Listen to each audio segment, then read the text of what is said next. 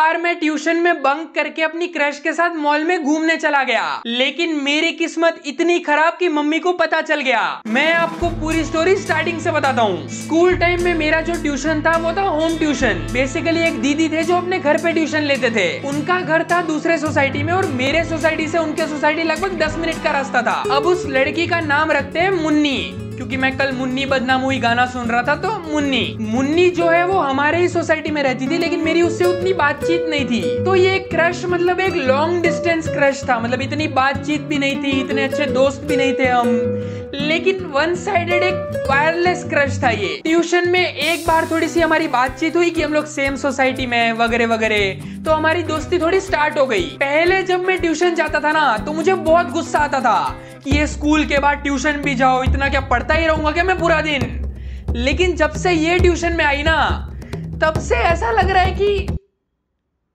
जा सकते हैं यार, ट्यूशन इतना भी बुरा नहीं है। इसीलिए मैं रोज स्कूल के बाद ट्यूशन जाता था और वहां मेरी और मुन्नी की नॉर्मल दोस्ती हो गई थी। इसमें एक बार ट्यूशन के बाद मुन्नी मेरे को बोलती है कि कल ट्यूशन बंक करते हैं। अब मैं ना आपको थोड़ा मेरे बारे में बता देता हूँ। मैं बहुत ही फट्टू टाइप का बच्चा हूँ, ये सारे कांड करने में ना मेरे को बड़ा डर लगता है। तो जब मुन्नी ने मेरे को बोला कि ट्यूशन बंक करते हैं तो मेरी थोड़ी फट गई। मैं डर गया वहां पे कि भाई बंक करेंगे, अगर मम्मी को पता चल गया, किसी ने देख लिया, कुछ हो गया ये वो, तो मेरे को वैसा बड़ा डर लगने लग गया।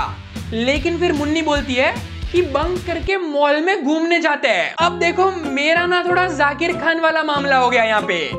डरपोक तो मैं हूँ, लेकिन जब उसने बोला कि मॉल में जाते हैं तो मैं पिघल गया यार। मैंने फिर कुछ भी नहीं सोचा, मैंने बोला देख लेंगे क्या करना है, चलते हैं मॉल। अब नेक्स्ट दिन 4:30 हुए और मैंने मुन्नी को पहले ही बोल दिया कि बाहर खड़े रहे सोसाइटी के, ताकि मैं सोसाइटी के बाहर आऊंगा, हम लोग वहां से ऑटो में चले जाएंगे ताकि किसी को पता ना चले। इसमें ना मेरे को 2 लोगों से बहुत डर लग रहा था। सबसे पहले थी मेरी बच्चा पार्टी वाली गैंग, जो मेरे छोटे बच्चे वाले दोस्त थे वहाँ पे, बंटी, विनोद, राज। मेरे को उनसे बड़ा डर लग रहा था, क्योंकि अगर उनको पता चल गया कि मैं किसी लड़की के साथ, सोसाइटी में रहने वाली लड़की के साथ बाहर मॉल में जा रहा हूँ, वो भी बंक करके, तो ये लोग मेरे को बहुत चिढ़ाएंगे। तो मेरे को ये नहीं चाहिए था कि सोसाइटी में मैं मजाक बन जाऊं। और मेरी दूसरी प्रॉब्लम थी सोसाइटी में रहने वाली एक मोहल्ले की सीसीटीवी आंटी। अगर उन्होंने मेरे को देख लिया या फिर उनको कहीं से पता चल गया तो उनका नेटवर्क बहुत ही बड़ा है। उनका पता नहीं आज की ताजा खबर नाम का कोई व्हाट्सएप ग्रुप है, अगर उनको पता चल गया तो मेरी ब्रेकिंग न्यूज छप जाएगी। और उनका नेटवर्क इतना स्ट्रॉन्ग है कि आजू बाजू वाली सोसाइटी में भी पता चल जाएगा।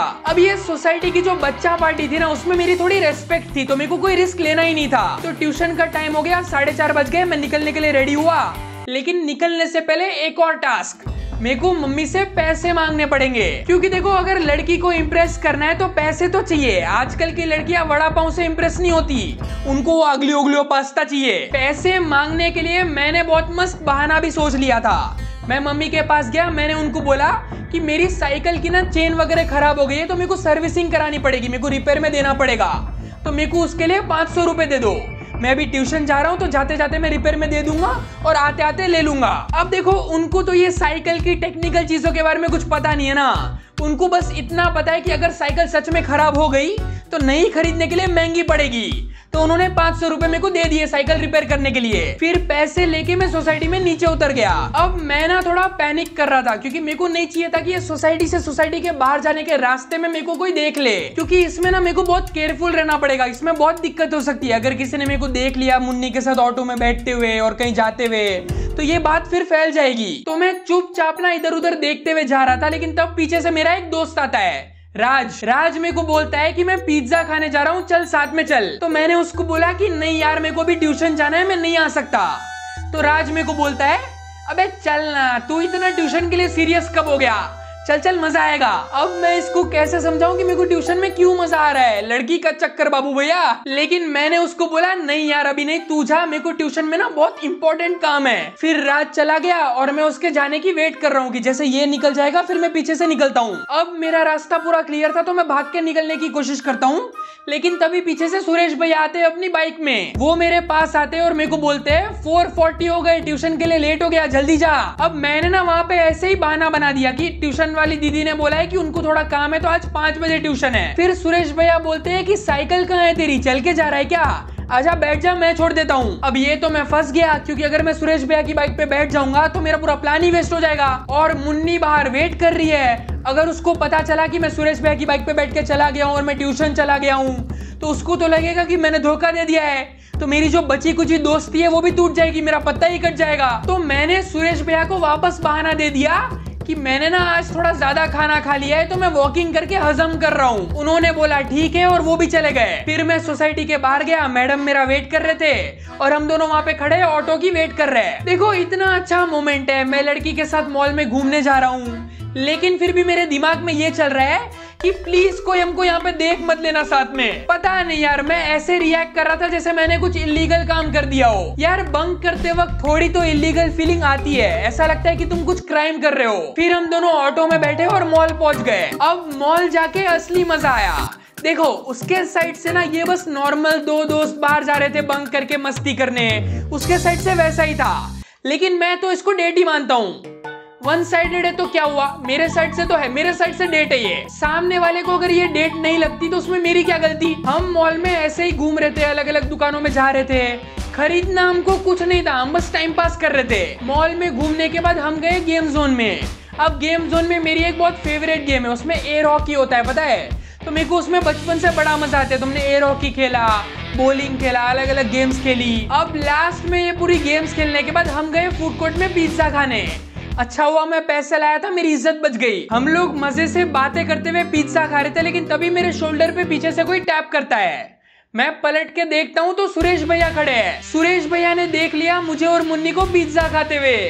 इतना अच्छा डेट चल रहा था, वन साइडेड, बिगाड़ दिया पूरा। सुरेश भैया डायरेक्ट पॉइंट पे आते हैं, तू तो ट्यूशन गया था ना, यहाँ पे क्या कर रहा है। अब मेरे पास यहाँ पे दो ऑप्शन थे। सबसे पहला ऑप्शन कि मैं वापस कोई बहाना बना दूं कि ट्यूशन वाले दीदी की तबीयत खराब थी तो उन्होंने बोला आज कैंसल, वैसा कुछ। लेकिन मुझे ऐसा लगा कि सुरेश भैया ना बहुत स्मार्ट है, वो इजीली झूठ पकड़ लेंगे क्योंकि मैंने पहले ही 2 बार बहाना बनाया है। और दूसरा ऑप्शन ये था कि मैं उनको सब कुछ सच सच बता दूं और उम्मीद करूं कि वो मेरे मम्मी को कुछ ना बताए। तो मैंने सुरेश भैया को सब कुछ सच सच बता दिया कि मैं और मुन्नी ट्यूशन बंक करके यहाँ पे आए हैं। फिर सुरेश भैया देखते हैं कि मेरे टेबल पे पिज्जा पड़ा है और वो पिज्जा देख के मेरे को बोलते हैं कि अरे तूने तो बहुत खाना खा लिया था, तुझे तो खाना हजम करने के लिए वॉकिंग करनी थी ना, ये क्या डबल चीज पिज्जा कहाँ से आया। मैंने अपनी मुंडी नीचे कर ली, मैंने बोला सॉरी सुरेश भैया सॉरी, प्लीज मम्मी को कुछ मत बोलो, मैं नेक्स्ट टाइम से बंक नहीं करूंगा, ये लास्ट टाइम है, प्रॉमिस,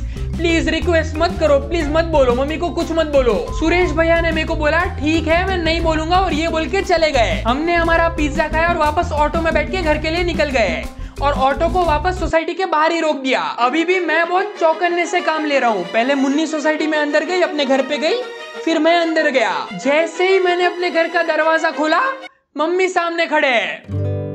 गया गया गया। वो पता है पेरेंट्स का एक डेंजरस वाला लुक होता है, उनकी आंखों में आपको दिखता है कि ये आज तो कुछ हो, आज तो तुम गए, आज तो तुम्हारी शामत आने वाली है। वैसा ही डेथ स्टेयर दे रहे थे वो मेरे को। मैं चुपचाप अंदर गया और मैं ना ऐसे एक्टिंग करने लगा कि आज तो बहुत थक गया, मैगी बना दो। मम्मी अभी भी मेरे को घूर के देख रहे हैं और वो मेरे को बोलते हैं मैगी खानी है, पिज्जा खा के पेट नहीं भरा। मैं समझ गया इनको पता चल गया है आज मैं गया हूँ, आज मेरी शामत आने वाली है। मम्मी बोलते हैं सुरेश भैया ने मेरे को सब कुछ बताया, ट्यूशन बंक करके तुम और मुन्नी बाहर मॉल में जाके पिज्जा खा रहे थे ना। यार ये क्या है यार, ये सुरेश भैया दगाबाज निकले। मुझे लगा सुरेश भैया है मेरे, सुरेश भैया मेरे दोस्त है वो, मुझे लगा था कि मैं इन पे भरोसा कर सकता हूँ, लेकिन मैं तो सांप को पाल रहा था। धोखा भाई धोखा, छुरी खोपी है उन्होंने मेरे पीछे।